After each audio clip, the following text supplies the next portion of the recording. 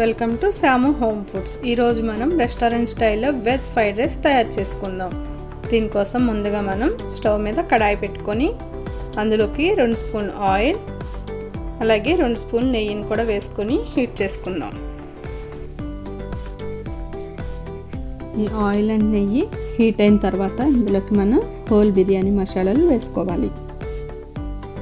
ఇప్పుడు ముందుగా ఒక బిర్యానీ ఆకు, 4 మరాఠీ మొగ్గలు, 2 అనాస పూలు, 1 జాపత్రి,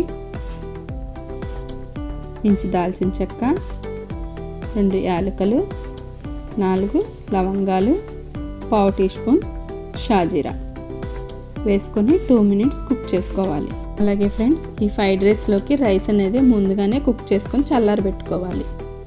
ఇప్పుడు ఇవి 2 మినిట్స్ వేగిన తర్వాత ఇందులోకి సన్నగా కట్ చేసి పెట్టుకున్న 1 కప్పు ఉల్లిపాయ ముక్కలు, 4-5 పచ్చిమిరపకాయలు చిన్న ముక్కలుగా కట్ చేసుకొని వేసుకోవాలి. వేసుకొని ఒకసారి కలుపుకొని అటు ఇటు 2 మినిట్స్ వేయించుకోవాలి. ఇవి 2 మినిట్స్ వేగిన తర్వాత ఇందులోకి 1 స్పూన్ అల్లం వెల్లుల్లి పేస్ట్ని కూడా వేసుకోవాలి. వేసుకొని ఒక 2 మినిట్స్ వేయించుకోవాలి. వేగిన తర్వాత మనం ముందుగా కట్ చేసి పెట్టుకున్న 1 కప్పు క్యాబేజ్ తరుగు, 1 కప్పు క్యాప్సికమ్, 1 కప్పు క్యారెట్ వేసుకొని ఈ విధంగా సన్నగా కట్ చేసుకొని వేసుకోవాలి.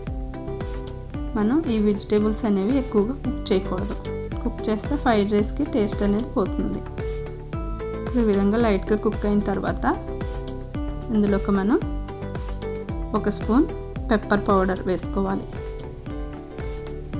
పెప్పర్ వేయడం వల్ల రెస్టారెంట్ స్టైల్ వస్తుంది మనకి. అలాగే రుచికి సరిపడా సాల్ట్ వేసుకొని ఒకసారి అంతా మిక్స్ చేసుకొని మీడియం ఫ్లేమ్లో పెట్టుకొని ఒక 2 మినిట్స్ కుక్ చేసుకోవాలి.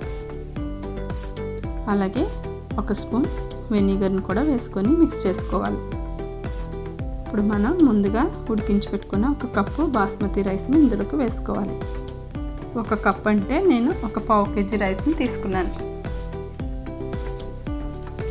తీసుకొని ఇందులోకి వేసుకొని బాగా కలుపుకోవాలి. మనకి ఎలాగో రైస్ అనేది పొడి పొడిగానే ఉంటుంది కాబట్టి అంతా బాగా కలిసేంత వరకు ఈ విధంగా కలుపుకోవాలి. ఇప్పుడు అంతా కలిసిన తర్వాత చివరగా సన్నగా కట్ చేసి పెట్టుకున్న కొత్తిమీరని కూడా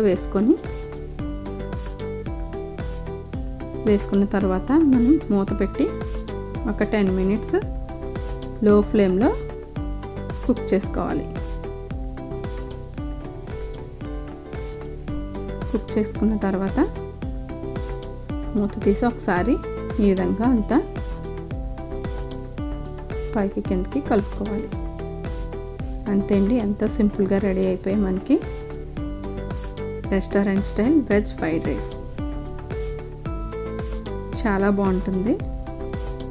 మనకి ఈ ఫ్రైడ్ రైస్లోకి ఎటువంటి గ్రేవీ కర్రీ అయినా చాలా బాగుంటుంది.